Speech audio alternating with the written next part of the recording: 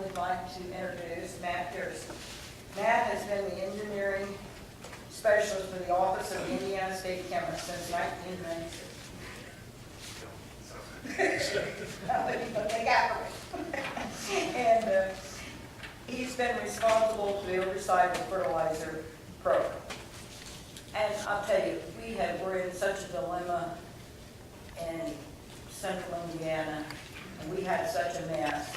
And so we finally did get these rules that against all this manure that was being brought in from Ohio. And I appreciated what Matt and his group have done. I probably have sent in more complaints than anybody else. I think at last I sent in 26 complaints. And all of them were legitimate because I had read the rules, I understood what it said. And that's what he's going to provide to us tonight. The rules so we understand when and when not to bother. Because we want to partner with them in helping to protect our water and to do this right. So I will turn the meeting over to Matt as soon as he completes.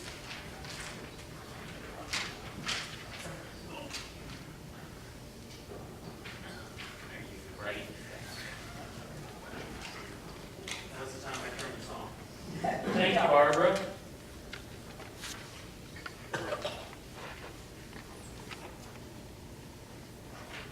Thank you, Barbara. How about that? So she is correct. I am Matt Pearson, but the rest of them I'm not sure. I was concerned when I got the flyer that said distinguished speakers, plural. And I only saw 2 names. Well, I wasn't exactly sure what she's expecting from me. But I'm just going to tell you what our office does, what the rules are. I was telling him earlier, I should know I wrote the rules, so I'm the horse. You can tell me which end of the horse I am later. It doesn't bother me at all. There we go. The Office of Indiana State Chemist, based at Purdue University. We've been there since 1881.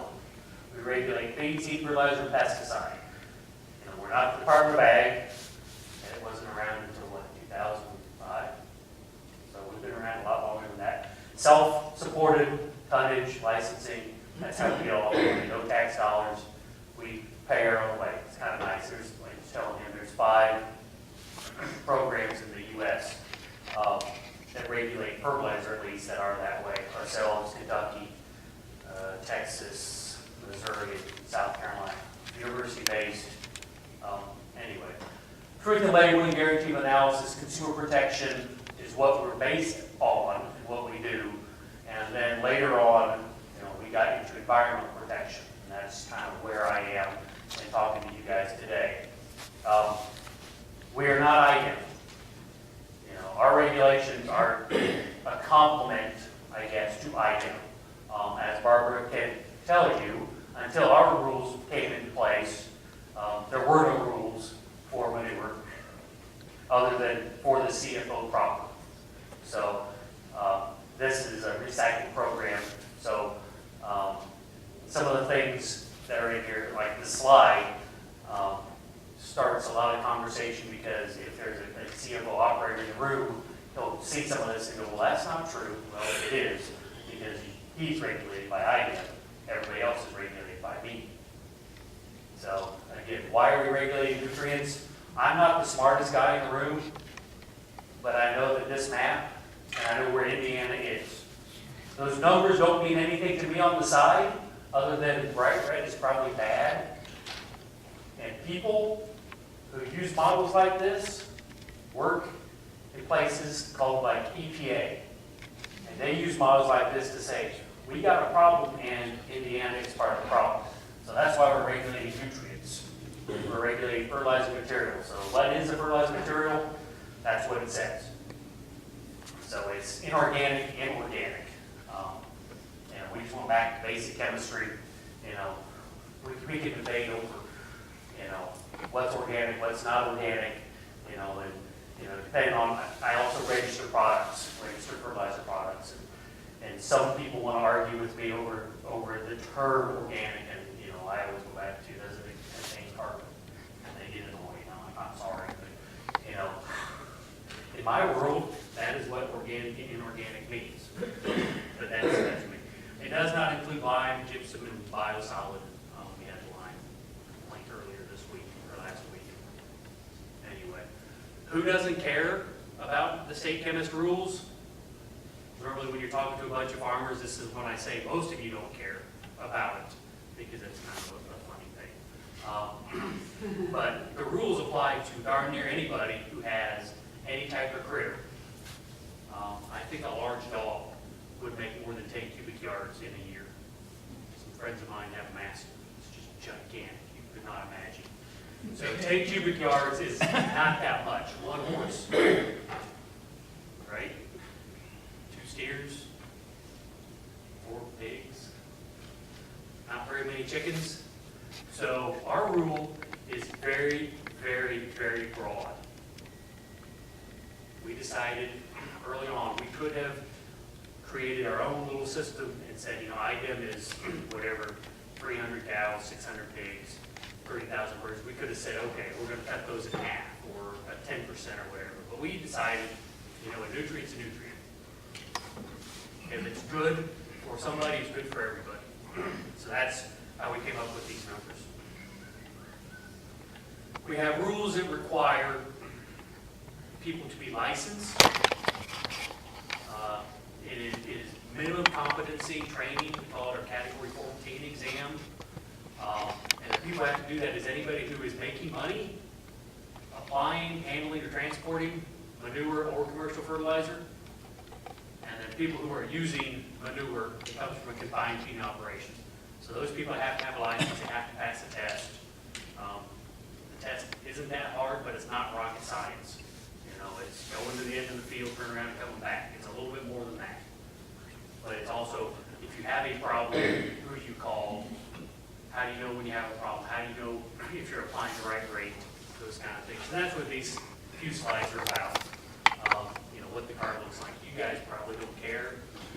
But the neat thing about this is when people want to say we're not doing enough, I say, well, I guess we could always do more. But with this licensing program, if you look, it says every drop of manure that comes from a CFO, with the exception of someone who gets a pickup load to apply it on their rose garden or whatever.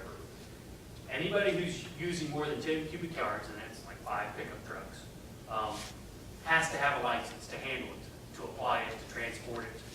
So if, I don't know what the percentage numbers are, if 80% of all the animals in Indiana are in confined feeding operations, then my gosh, 80% of the manure is handled by people who have a license. And the nice thing about the license is it's a captive audience. No one wants to retake this test again, even though it's not that difficult. So we have this group of people that we hand off to other people to train and to educate through our continuing education programs. So that's kind of neat. So if there's a interesting topic, something, a new development, you know, whether it's bird flu or something else, better ways to reduce odor, you know, they can get credit for this. So it's kind of nice, and Purdue Extension is the lead on that, and that's another good reason why we are located at the land grant. Partnering with Purdue is a good thing. Before, can you just go back to that last slide This one? and speak to that box, manure that is custom applied? Can you just speak about that? Manure that is custom applied doesn't require the grower to be certified, just like an RUP or a private license. Okay? So, my dad farms. And on his farm for some of his corn crop, he uses a restricted use pesticide. You have to have a license to apply it, right? You have to have a license to buy, you have to have a license because it's atrazine, or if it's ethyl-methyl-death or whatever, you have to have a license.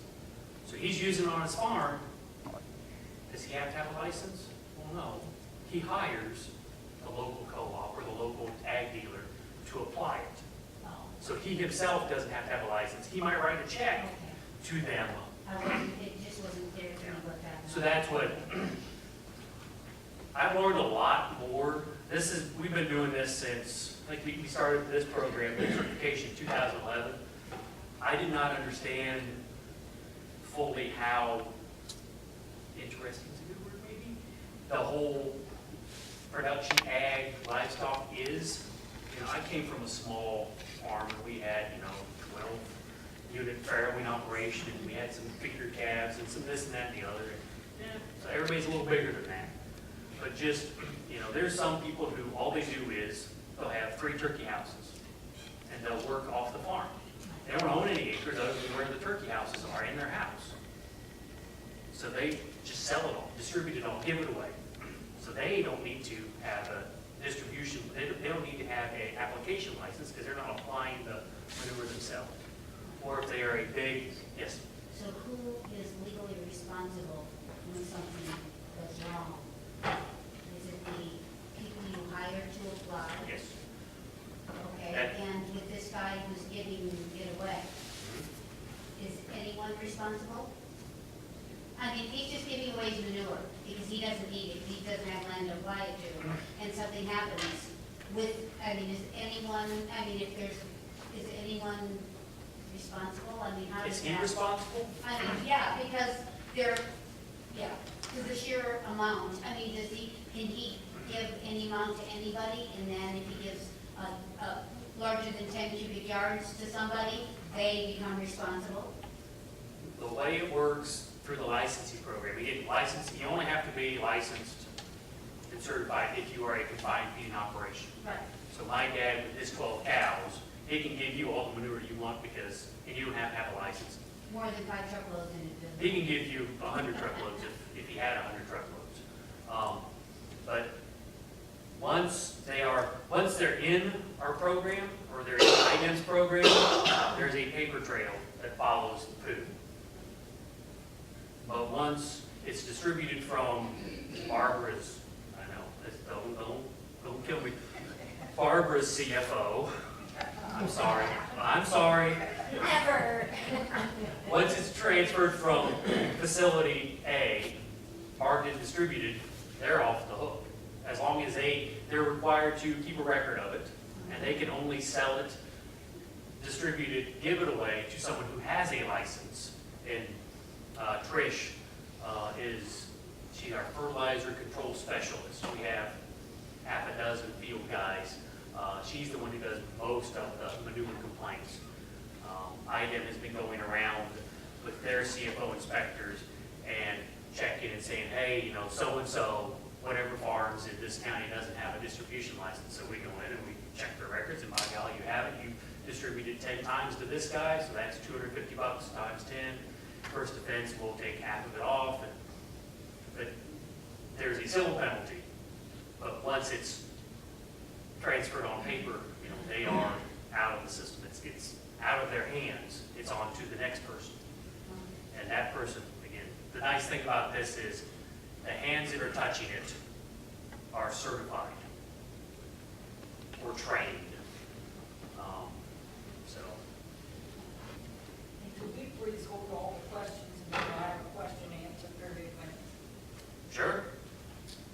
So then, this is probably what I would assume most of you are interested in. And it kind of goes along with what I handed out. And I apologize, I didn't bring enough. There's something, I have another handout in the back. This is on our website too.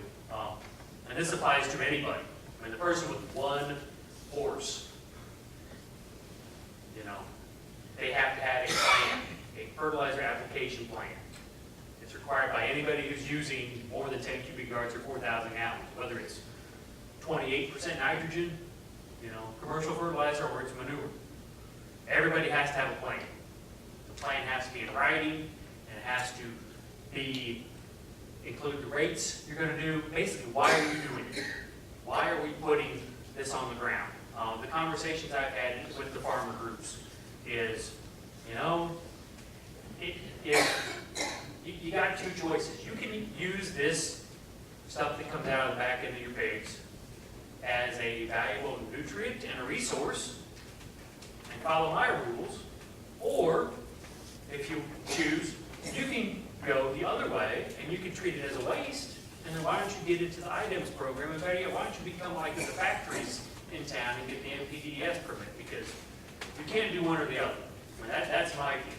It's, use it as a resource, very useful, we've been using it for centuries and centuries, but let's use it wisely and respectfully and be good neighbors and all that good stuff, or stay out of my way and go somewhere else and deal with it. Because there's a place in IDEM to handle people like that. So that's everybody has to have a plan. There's lots of ways and places you can get information about a plan, county extension agents, blah, blah, blah, blah, you guys don't care. So again, we got thrown into this because IDEM regulated CFO proper and nobody else. The manure that came in from OH. I hope. Thank you. Man, tough crowd.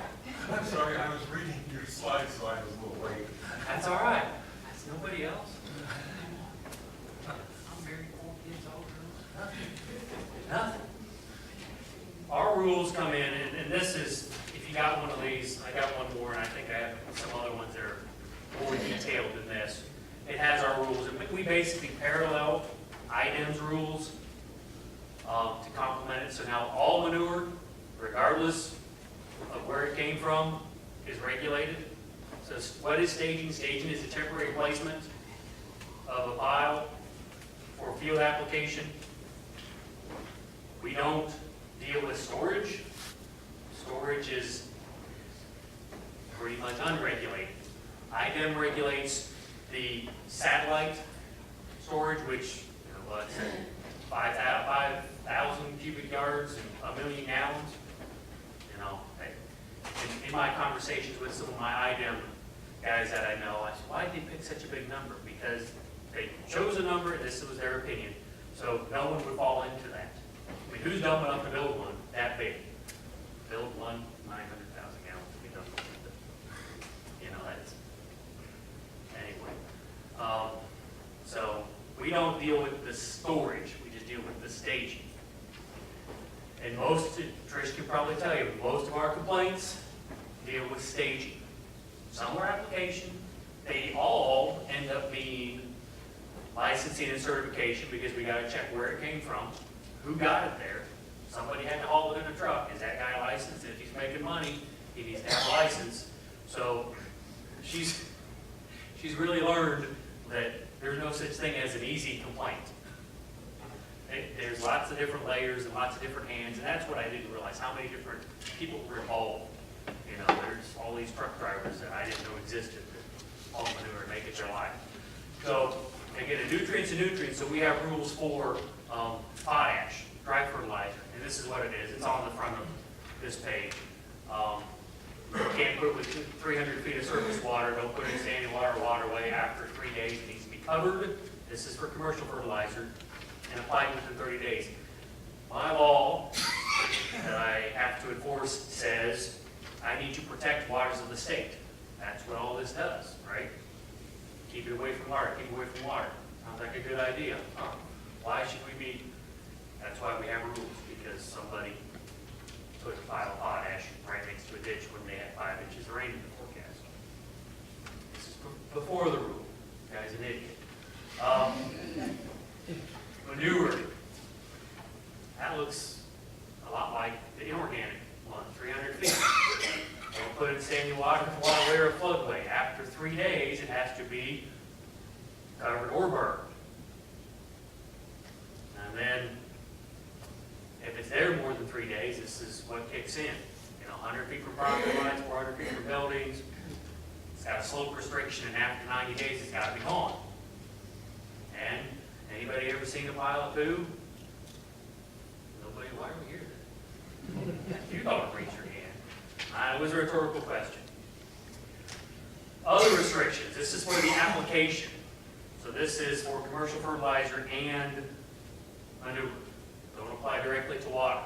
We had a guy who was putting 28 in his irrigation system and circling around his farm as it was going in, and there was a ditch, and he had nice little bridges for the irrigation system to go across the ditch. He didn't realize he was breaking the rules until we showed up and said, "You can't do that." how are you keeping fertilizer from going into the ditch? Well, I'm not. It's not a good idea. So, I don't know what he's gonna do, but he's not doing it anymore. Don't apply from a public road, saturated ground. You know, that's basically it. And that applies to anybody. And yes, It's my favorite. yeah. Did you? I won't even ask if you took it. I'm sure you know who it is. I think I got that I from was here. taken on Easter. Was it? This was one of our very first complaints that we had gotten. You know, side sling, opened the door, came out. Our guy pulled in before he even got out of his truck. I know I screwed up. I know I screwed up. Why'd you do it then? You know, I just had to. You did? Was your wife telling you had to clean the parking lot today? I mean, I got two bosses. My wife, maybe through my mom. My actual boss out the walls, but, you know, I don't think they ever tell me to do something that stupid. When I get accused of doing stupid things, that's my way. Manure setbacks, application setbacks. Again, they're on here. You can find this on our website. Looks identical to what items is. And it changes by the type of application, whether it's solid or liquid. You know, what are we doing here? Water, water, water. Water supply, sinkhole, water wells, drainage inlets, property lines, public roads, identical to items. And then I got a call, you know, all the time. I get lots of phone calls. Wasn't as bad as it was before the rules came into place or as they were being in. No, you don't have to incorporate it.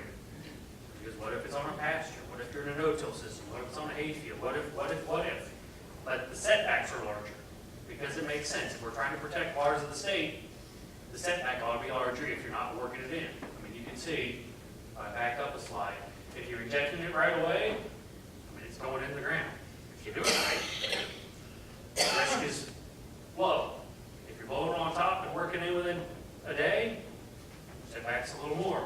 If you're never working it in, you better be really careful. And if you're on a slope, you better be really, really careful. There's also setbacks for application on highly erodible land, and that's what it is. You know, it's got to be covered. Vegetate cover proper residue. What does item say? Item says you cannot apply when it's frozen or snow covered. I don't regulate item. I regulate everybody else. So, part of what item does is once you join their elite group of select few or whatever it is, I don't know, 2,000, 2,500. I mean, if you decide to cross that threshold, you're signing up to store it for 180 days, right? And that's the requirement. I mean, the smart ones are building it big enough to store 360 or 450 or, I mean, if I was going to do it, I'd build it to store as much as I could because you just don't want to take a chance. My rules, again, apply to everybody else.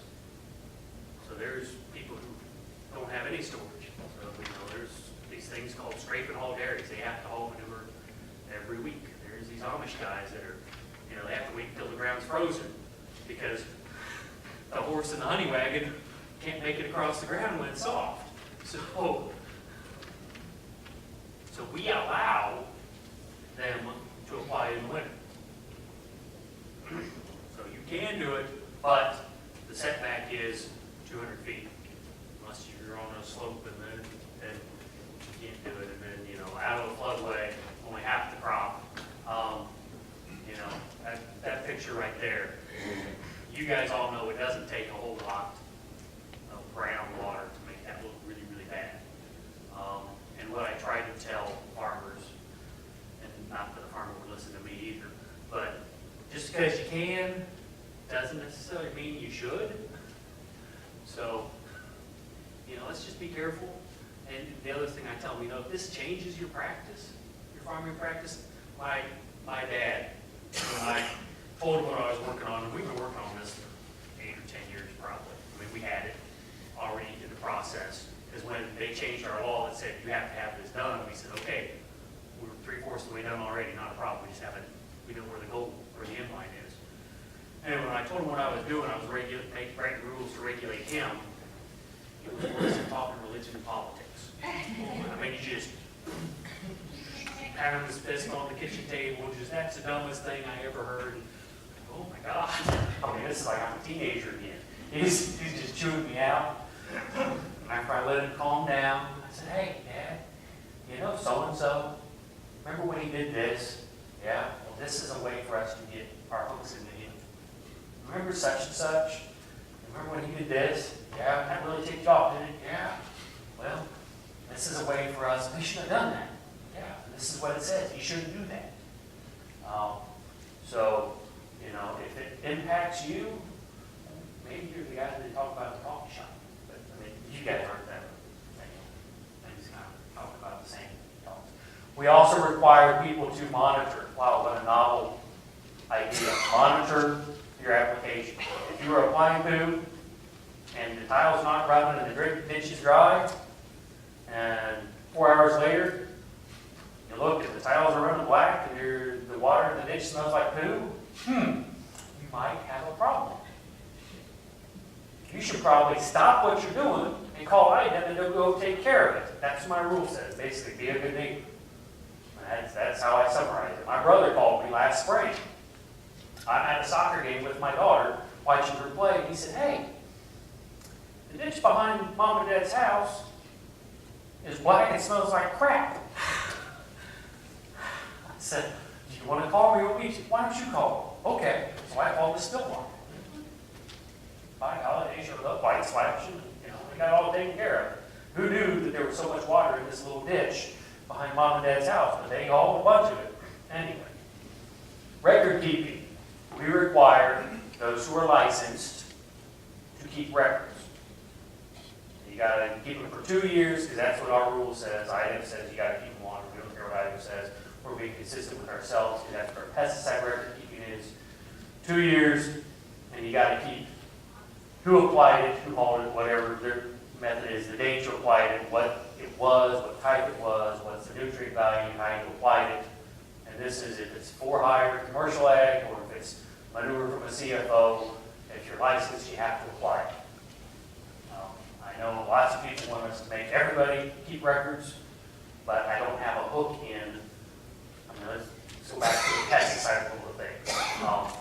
Atrazine and restricted use pesticide, you have to have a license to apply it. We got our hook in them. Roundup, I can go to Kmart and buy a squirt bottle of Roundup. You have to have a license to do that. Should you keep records? I think everybody should keep records. Because how do you know what worked or didn't work? You didn't write it down and have a record. But I can't make them keep records. So anyway, I cut a bunch of slides out of the presentation. But this is legal, possibly. If he is a confined feeding operation, he can't do that. If he's not, he can. It looks pretty flat, and as long as he meets the setbacks, follow this, tell you the setbacks are, I think it's 200 feet from water. He's okay. Do I like it? No. There you go. That's just what I told you guys. Can you do this? Depends on what it is. Depends who's in the truck. Ground's not saturated. He's not applying from a public road. I used to think a sinkhole was when the tile blows out and you drive along and you drop the front of the tractor in. You know, you break the axle off. You go down, where's the car series around here? Bloomington-ish? South of there. They've got, yeah. These things are really cool. But you just got to be careful when you apply stuff, which makes sense because, gosh, that looks like a direct conduit to an aquifer. That's bad. We should probably keep poop out of that. This is one of my favorites. This is no news to you guys. This stuff goes on, or it used to go on. It might still go on. If it does, call us. We will go out and say, hey, what do you do? We've had several, again, most of our complaints are about this. There's no burn. And what are the odds of you having this applied within 90 days? Yeah, 0. It ain't going to happen. How about this? 90 days, he's got a shot, right? Beans are starting to turn. He could probably get it harvested and applied within a month or so.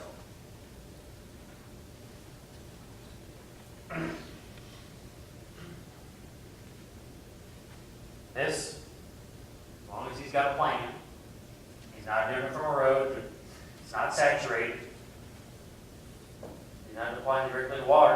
That's totally legal. You just drizzle it on 28.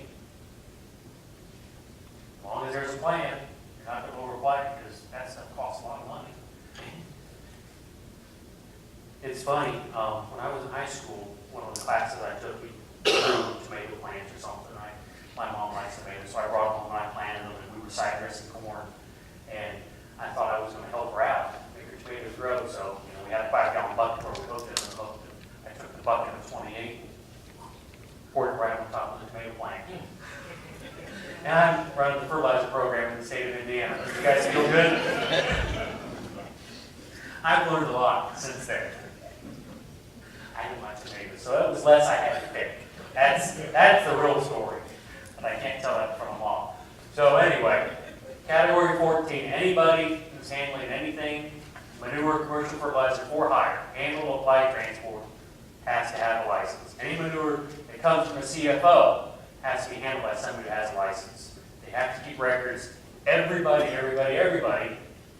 has to have a plan. One of our very first complaints was lady had 3 or 4 or 5 horses, lived in Brownsburg. When they cleaned out their barn, they took their little friendly loader, I don't know what color it was, I wouldn't say it's green, because I don't like green tractors. Scooped up the poop, went down to the edge of the ditch, went back up, that's what they did. And Really? 5 horses, rules apply to them. Are they doing it right? Probably not. Especially the example I just gave you. But our rules are really broad. Trish gets to meet a lot of really interesting people. She likes the Wayne County Amish. Compared to the Adams County Amish, they're a lot better. They are a lot better. Adams County Amish. Staging requirements for commercial fertilizer and manure. Application restrictions. Limitations, winter frozen, snow-covered ground. Again, all the manure that's applied, except for probably from your dog, is regulated by me in our office. So we do get a bunch of complaints. We appreciate it. I know when I told you early on when we were doing this, how many inspectors we had to go out and look. You told me that's not nearly enough. I don't need inspectors. You should just call me. Tell me. Call Dr. George. You can call me, I'll take it. I send it on to Dr. George. Dr. George, George Saxon is our compliance officer. All of our complaints funnel through him, and then he issues them out to the field staff. Trish gets most of them, and depending on what the workload is, because we do feed, seed, fertilizer, and pesticide. So when they're spraying, like around now, we do a lot of pesticide drips, so some of the guys peel off and do that too. That's our website, and right there it says how to file a pesticide or fertilizer complaint. Basically, it says call the number and say I want to file a complaint. This rule has been around a long time. I used to have more hair and less gray hair when it started, but part of that is also married 4 kids, all girls. What else do we do? We see stupid stuff everywhere. That's atrazine. That's a milk jug. You shouldn't do that.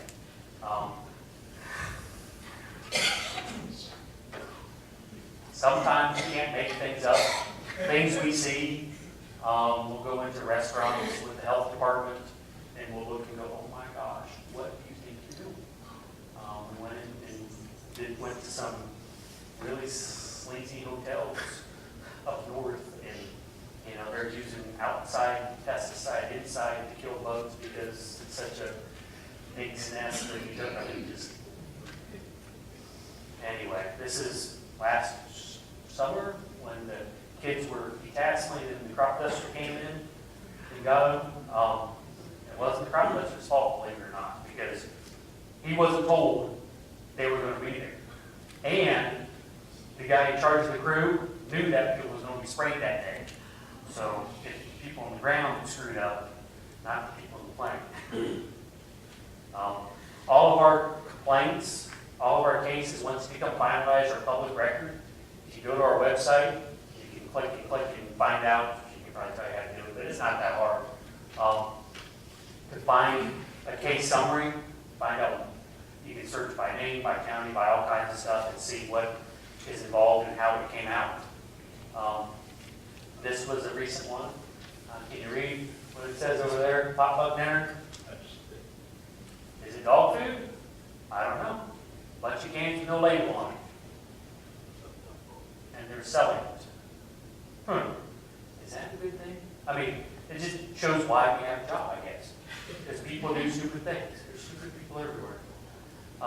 Anyway, if you have questions, now will be the time. This is how you get a hold of us. That's our website. Lots of information.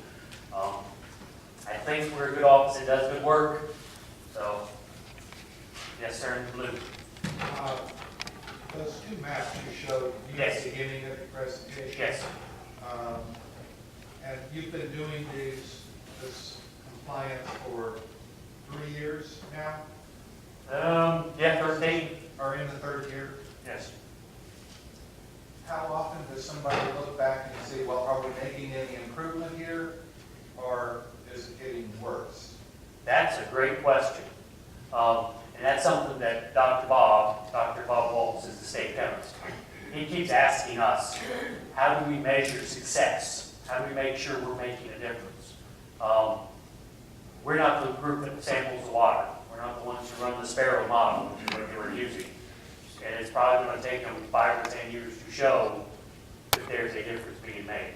But that is a good question. That's something we want to know because, you know, if we're doing a good job, then good for us, we're doing a good job. If we need to tweak it, then we need to tweak it because we want clean water. I mean, and that's the thing, when I talk to the farmers, you know, every drop of nutrient that is not staying on the field is, in essence, money lost. Some of them are just idiots, or a-holes, or whatever you call them. But, you know, the good ones are trying to save a buck and, you know, do it the right way. That's what I believe. Because that's what I want to believe. But I do know some idiots. I won't give you names. Yes, sir. I understand that in Canada, they require farmers to put the manure into the soil at least 15 centimeters deep. Okay. And they've proved over the past few years that this does improve the emissions from dangerous gases that come from that manure by as much as 50%. So they are measuring. Good. I'm sure it would. I mean, volatilization losses are huge, especially in the summer. So you mentioned the fertilizer plan, Yeah. the record keeping that goes with it. Uh-huh.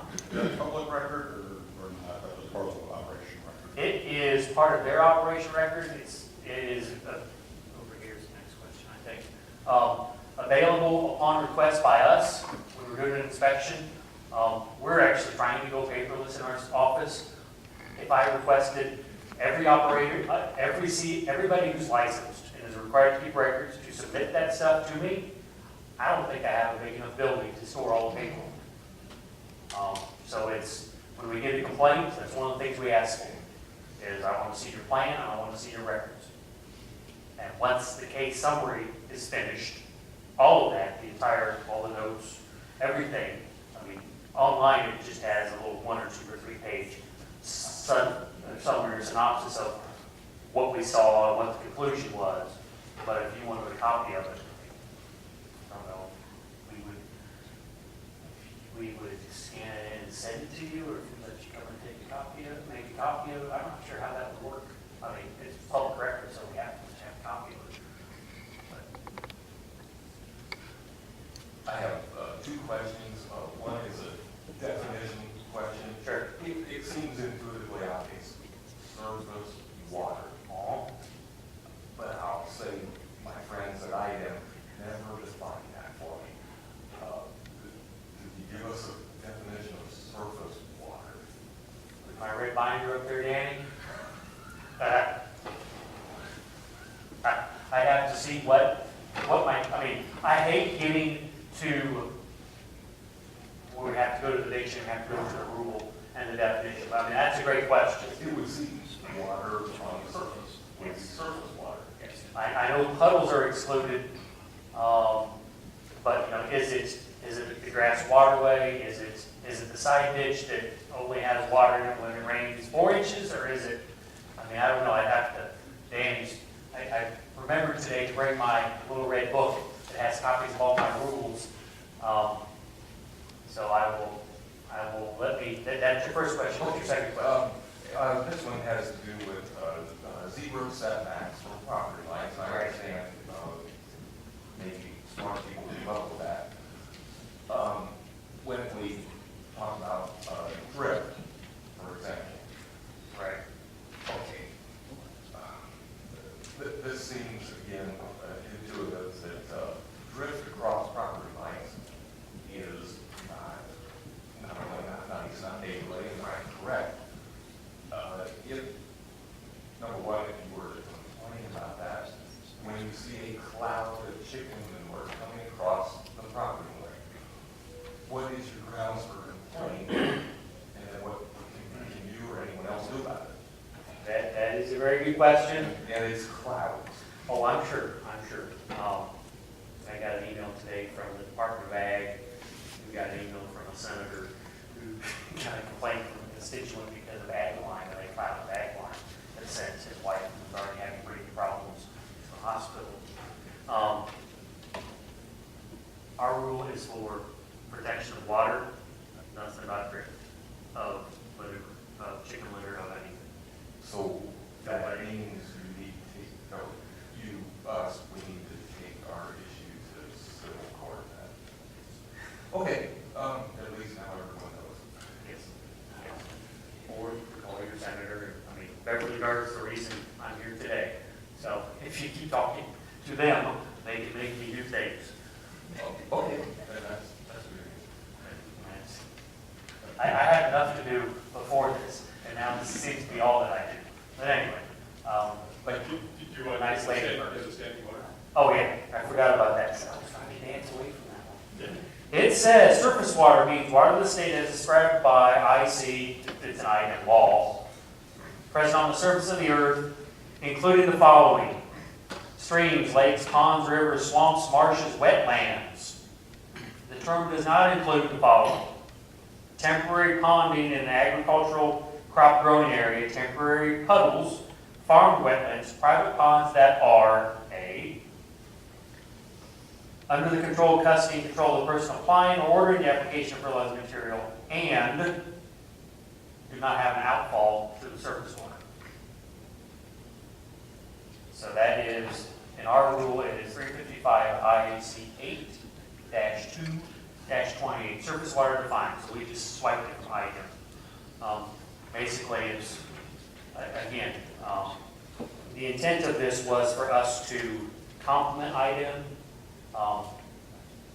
Early on, we could have chosen, you know what, we think their rules are too easy or too hard, and we could have went totally different. We could have made the setback 1,000 feet or 10 feet. It's just a number. When you ask item, where did the number come from? It's just a number. They blame it on NRCS, NRCS blames it on them. Blame's not the right word, but it's just a number. Is there good research? I wish there was good research, because Dr. Waltz really believes, the state chemist, in research-based and science-based regulations. So we're asking Purdue and University of Wisconsin, all kinds of other places, to do a lot more research on, burning and applications, and, is a 50-foot grass buffer strip enough, or should it be 57 feet? Is that the optimal number, or is it 42? 50 is just a number. So we chose, you know what, it's a lot easier for us and for the regulated groups if we just complement or follow IDEM's rules. That's why our numbers and our definitions are basically the same as theirs. And you've probably talked to them more than I have. So you, But not legally. oh, well, there you go. So that's a good thing. Yes, ma'am. My question has to do with that also. Sloughs, what about sloughs? They run right through the farmer's field and on our property and off again, and back onto our property again, and then onto another farmer's field. So, Is that like where it's all eroded and it's going, no, sloughs are like, what's a slough? they're like creeks, but It's a regulated drain. A regulated drain. they're just natural. a natural drain. Can you drive across it? That's when Trish does her complaints. To me, the difference between a grass waterway and a ditch, I can drive across the grass waterway. With my car, with my truck, with my tractor. I can't drive across a ditch. Parts you can, and parts you can't. Okay. You can't go across the slough. Culverts everywhere? Okay. And farmers just apply their seeds right across there, Okay. and I'm assuming they're fertilizing across the slough also. Probably. So it seems like they should probably not be putting manure across it. It sounds like that should be in the regulated waterways. I Probably think. should. But every time I ask them about it, even our county commissioners about sloughs, they act like sloughs are nothing, but yet the drainage commissioners are very concerned about the drainage. So, During the break, come and find me, and I'd like to come and see it. That's something that we're doing. I mean, we're not making rules up as we go, but I'm just not familiar with every part of the state. I mean, well, I'm from Ohio, and I never saw a slough till I moved here, so. why did you do the OH for me? Well, because I'm like, I don't think of it as OH. I think this is a Buckeye state. All worthless now. Yes, sir. I'd like to pursue this nutrient approach, nutrient content approach through distributing the manure on land. Once you distribute it, it should degrade or reduce. How do you know how it's actually degrading? How is it performing?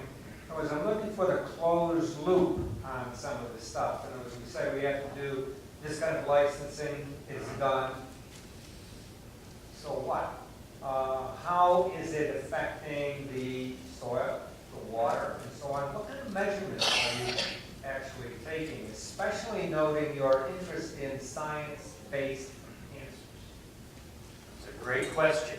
And that's why us having our recertification program, again, our captive audience, we fill the room because they have to come, and we bring out someone from Purdue, from the Ohio State, the Ohio State University, from wherever, and try to educate these people. We're a state regulating agency. We sample water and we analyze water, but it's to see if there's pesticides in it for a complaint. When you're talking about us doing the research that Dr. Bob wants us to do, that's not what we do. We're lucky enough to be at Purdue, and I can walk 3 minutes out of my back door and be standing talking to a professor in agronomy who does that type of research, or a guy who's in civil engineering or urban sciences or whatever. We are very fortunate to be located where we are. We're just kind of the conduit for, we create the group, and then we hope that the extension educators, it's the local extension guys, are the ones who can figure out, oh gosh, we've got a bunch of people who should know more about this topic, or this is of interest to them. And we get that speaker, that presenter, that research, the way to improve them. The guy who's me in our pesticide side, Dave Scott, he's been doing it for a long time. And he has said that if you look back at the program that we were running 20 years ago, compared to and the content and materials that we were training people on and teaching people on and expecting them to know, and even the exams we offered 20 years ago, compared to what we're doing today, he's almost embarrassed because we have come that far. I believe that this program will do the same thing, but I sure as heck hope it doesn't take 20 years for farmers to get their heads out of it and start doing a better job. Well, I guess where I'm coming from is there's a lot of measurements that are taken from satellite and the like to get conditions on the ground. And I'm just wondering, when does that loop get closed so you have some data on which to base a judgment? I just come from the side of the coin that says, if I don't have much data, I don't really have a reason to believe Right. what some people are saying. Yeah. Okay? No, I understand. I understand totally. In the back. somewhere. Yes, sir. Yes, I work for the Sierra Club, and I received a complaint last week. Oh, Yes. how are you? Good. From the neighbor of a farm Yep. in Gibson County, Uh-huh. and the farmer mixed turkey parts in with manure and applied it to his field. And Board of Animal Health has been out there, County Health Department, State Chemist. Nobody's making them clean up those turkey parts. They're attracting coyotes, dogs, vultures, going onto the neighbor's property. If this farmer has to have a fertilizer plan, obviously turkey parts should not be part of that plan. Turkey parts are not fertilizer. And that's one of the big issues that people have with applying manure as a fertilizer. A lot of people think that some operations are not applying it as a fertilizer. They're disposing of it on the field. This person has disposed of turkey parts on a field. Why doesn't the state chemist have the authority to say, look, this is not in your plan, we're going to fine you unless you remove those turkey parts? I just don't have that authority in my law to do that. I forwarded your email, and I don't know who from BOA, Board of Animal Health, came out, but Sarah Simpson, I'll give you her contact information up there. She is their policy gal. She's worked with ISDA, and she's right under Dr. Marsh. She said forwarded the information to her. I gave her your email, so I'll give you her phone number. I just,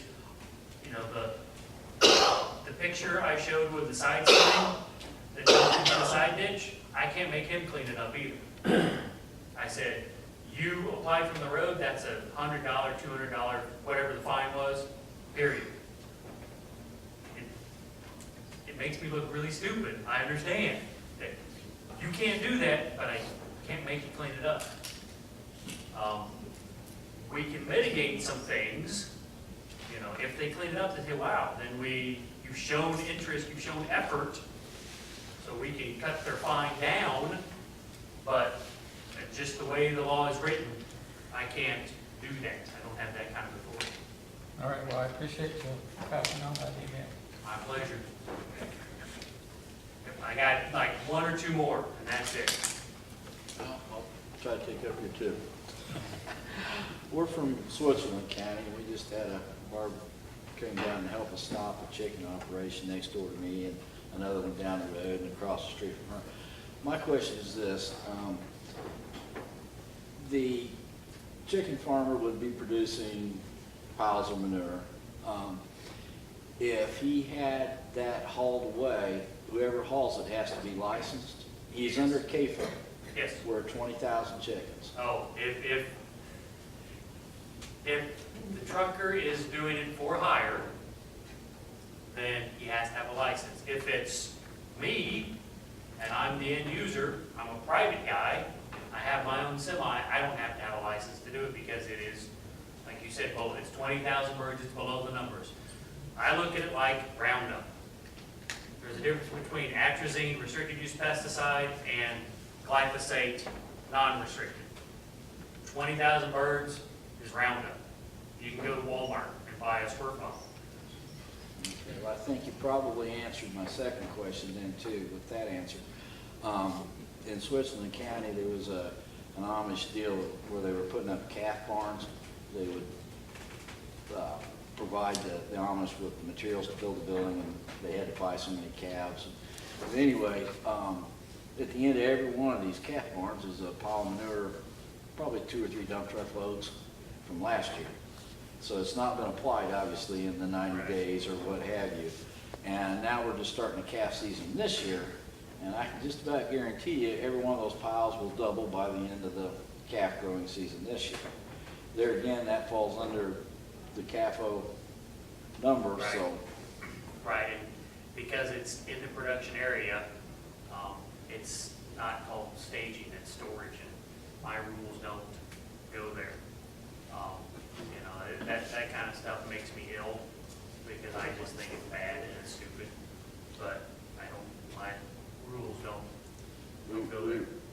just very lucky that our county council voted down recommending that they allow it to be built for the exemption, because of the noxious odors and that sort of thing. Otherwise, we'd be in the same boat a lot of other people were in. I think that's all the time I have up here. I will be around until this is over. So, I thank you for your time. Great questions. You can come here and talk to me. We got a 10-minute break. Or, you know, like I said, I'm going to stick till the very bitter end, and you can ask me questions then. Thank you for the opportunity.